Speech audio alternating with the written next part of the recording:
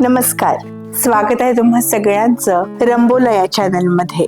कवितेचं नाव आहे सखा असावा. गुज मनीचे सांगायला कोणीचा सखा असावा. कृष्ण नसला तरी त्याच्या सारखा असावा. आली जरी का संकटे अंगावरती धावून या, बोलायला नाही कोणी एकटीच मी राहून या. माझ्या हसण्यासाठी कधी ना पारखा असावा. कृष्ण नसला तरी त्याच्या सारखा असावा. कुठे भरजरी वस्त्र, कुठे द्रौपदीची चिंधी असावी. प्रभू पुढे त्या कौरव सेना सारी मिंधी असावी. नात्याला कसली दृष्ट नको, तीत बारका असावा. देव नको मज लाज राखण्या सखा असावा. कृष्ण नसला तरी त्याच्या सारखा असावा. गुज मनीचे सांगायला कोणीचा सखा असावा.